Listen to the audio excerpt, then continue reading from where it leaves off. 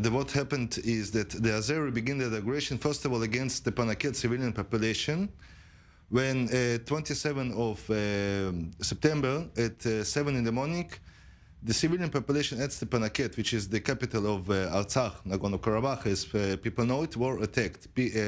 People who had to escape and to hide themselves from being shot by the Azerbaijani military. That is the beginning. Elnor, do you have a response? I'm not sure if you heard, but do you have a response that the Azerbaijani military escalated this conflict from the very beginning?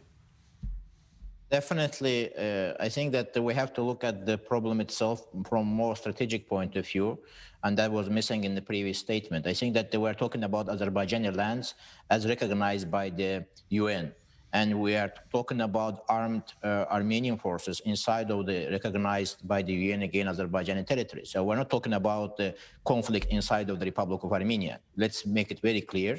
And secondly, as it was mentioned earlier in your program, nobody recognized anything called Nagorno-Karabakh. Definitely there is no capital, and any references to capital like Stepanakert is just joking with international community. But the people in this territory, right, sir, these are ethnically majority Armenians, correct?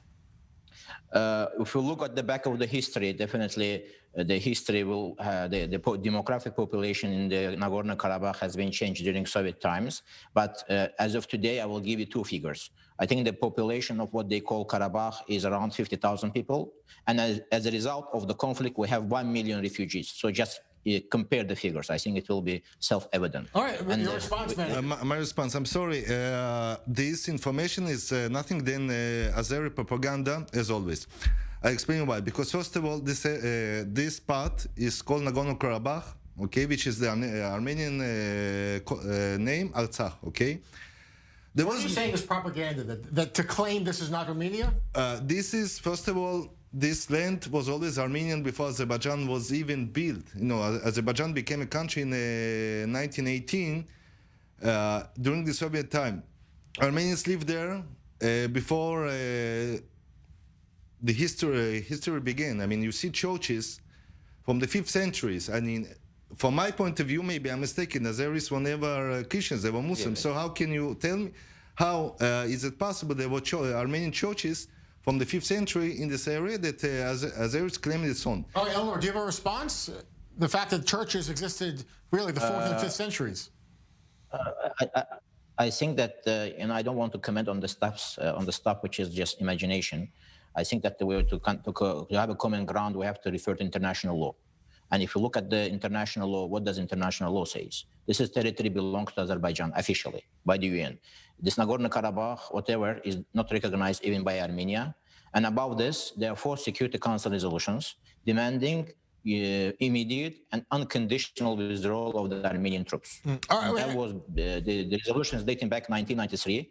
Azerbaijan has been patiently waiting for international community to intervene and enforce the resolutions. And what's happening at the moment, that Azerbaijan is fed up by the frontline skirmishes basically happening on a daily basis. And what happened on the Sunday, definitely triggered by the Armenian military presence and the heavy artillery attacks on the front line, we had just to retaliate. And what's happening at the moment, we are retaliating to what was happening over the 30 years. So what he's saying actually, that they decided to attack their own territory. That's how it looks to be. So there is no, let's say, there is no Artsakh, there is no Nagorno-Karabakh. You have to. I'm sorry, I didn't finish. I'm sorry. I'm not. I'm sorry. Let me finish, please. Okay. Thank you so much. What happened, as I told, the Azeri side started this escalation by bombing civilian population in Stepanakert. You can call the Stepanakert, Ganji, whatever you like. Although we both know the truth, doesn't matter. The people who were bombed are ethnic Armenians that lived in this territory forever, from the time began. Now, also, I want to say something else. There is also, besides Azerbaijan, Armenia right now is the underdog, because we stand alone.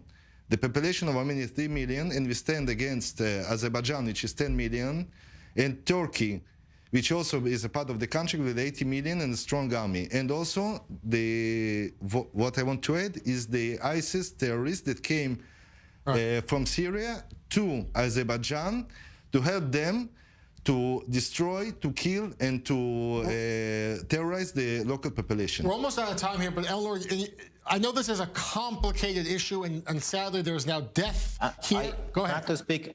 Can I have? Frankly speaking, it's not complicated history. It's very clear and it's straightforward. As I said, instead of listening to the imagination, sometimes sick imagination of some Armenian patriots, I think the Armenian patriots should think about their own people. And own people should understand that the international relationship, security, and the good neighborhood shall be based on international law. That's it. And unfortunately, yes, Azerbaijani army is exercising its full legitimate power inside of Azerbaijani territory due to simple reason, because this territory is occupied.